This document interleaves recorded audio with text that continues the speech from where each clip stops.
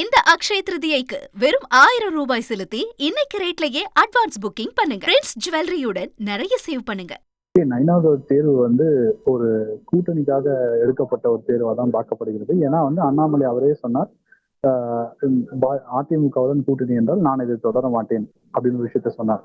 So அதை அடிப்படையில தான் நைனார் எடுத்திருக்காங்க. பட் இன்னைக்கு நடக்கக்கூடிய ப்ரொசீடிங்ஸ் பாத்தீங்கன்னா, ஏன்னா போன சனிக்கிழமை சொல்லப்பட்டது 11ஆம் தேதி அன்னைக்கு ஒரு கிராண்ட் அலையன்ஸ் இருக்கும், ஒரே ஸ்டேஜ்ல எல்லா கூட்டணி தலைவர்களும் இருப்பார்கள் அப்படின்னு சொன்னாங்க. பட் அது நடக்காத போது ஒருவேளை அண்ணாமலை விஷயத்தில் பாஜக அவசரப்பட்டுருச்சோ அப்படின்ற விஷயத்த நம்ம பார்க்க வேண்டியது இருக்கு. இன்னைக்கு நடக்காம இருக்கலாம், நாளைக்கு நடக்காதா, அடுத்த வாரம் நடக்காதா, அடுத்த மாசம் நடக்காதா, தேர்தல் நாளைக்கு இல்லையே, நடந்ததுக்கு அப்புறம் இதை பண்ணிருக்கலாமோ அப்படின்ற ஒரு கேள்வி எல்லார் இடத்துலயும் வந்திருக்கு. குறிப்பாக அண்ணாமலை ஆதரவாளர்கிட்டே வந்திருக்கு அப்படின்றது நம்ம இது சமிக்கையா பார்க்க போது அதிமுக கொடுத்த அதீதமான ஒரு சலுகையா பார்க்கப்படும் நினைக்கிறீங்களா? இல்ல, இதுக்கு மேல அதிமுகவுக்கு என்ன கொடுக்கணும்னு தெரியல. எனக்கு தெரிஞ்சு இன்னைக்கு பிரஸ் மீட்ல அவங்க உண்மையிலே கமிட்மெண்ட் கொடுத்திருந்தாங்கன்னா இன்னைக்கு வந்திருக்கணும். ஏன் வரவில்லை அப்படின்றத பார்க்கலாம். பட் நான் அதிமுக தரப்புல சில பேர்கிட்ட பேசும்போது என்ன சொன்னாங்கன்னா, பாமக என்டிஏல இருக்கு அப்படின்னு சொன்னாங்க. பட் இன்னைக்கு பாமகவோட நிலைமை சரியில்லை, ஸோ அவங்க என்ன முடிவு எடுக்க போறாங்கன்னு தெரியல, நம்ம அவசரப்படுறோமோ அப்படின்னு கேட்டதா ஒரு தரப்பினர் சொல்றாங்க.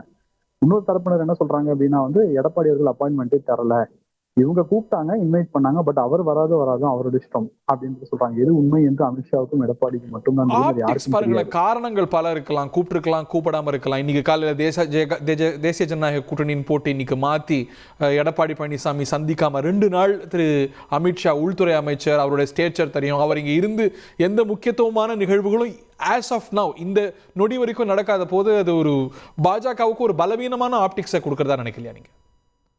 இல்ல, அது கிடையவே கிடையாது. ஏன்னா ஆப்டிக்ஸ் எல்லாமே இருந்தாலும் கடைசியில ஓட்டு போடுறது மக்கள் தான். மக்கள் 2024 பாஜகவுக்கு அரசியல்ல பெர்செப்ஷன் ரொம்ப முக்கியம் இல்ல. இன்னைக்கு திரு அமித்ஷாவுடைய சந்திப்பு ஒரு வெற்றிகரமான சந்திப்பாவா பார்க்கப்படும், பரிசீலனை பண்ணப்படும்.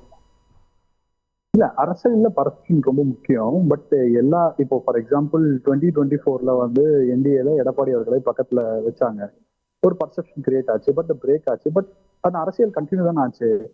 வருதோ வரலையோ, பர்செப்ஷன் இருக்கோ இல்லையோ, அரசியல் இஸ் கோயிங் டு கண்டினியூ. மக்கள் ஓட்டு போடுறது தான் எல்லாமே இருக்கு. மக்களோட ஒரு மிகப்பெரிய ஒரு அன்பை பாஜக பெற்றிருக்கு. இப்போ அது ரீசெண்ட் டைம்ஸா 3-4 இயர்ஸா.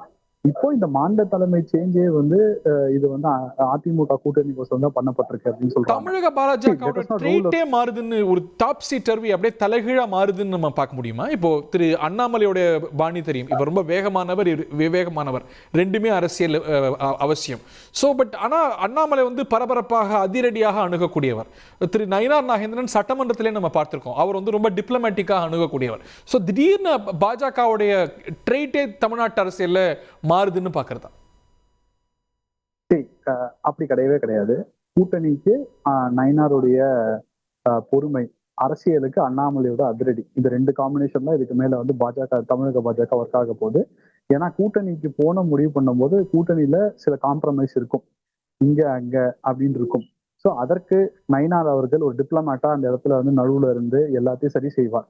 அதே போல அரசியலுக்கு அண்ணாமலை அவர்கள் தொடர்வார். இன்ஃபேக்ட் நேற்று ஒரு ட்வீட் பார்த்திருக்கலாம், அவர் உதயநிதி பிளஸ் செந்தில் பாலாஜி வச்சு மீட்டர் ஊழல் பத்தி நான் சீக்கிரம் வெளியிட போறேன்னு சொல்லியிருக்கேன்.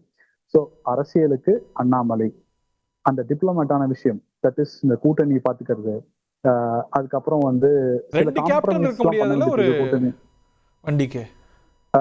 ஒரு கேப்டன் ஒரு தளபதி. சார், தோனிக்கு தான் விராட் கோலி ஆனார், விராட் கோலிக்கு தான் தோனி ஆனார். 2 பேரும் இந்தியாவுக்கு தானே ஆனாங்க.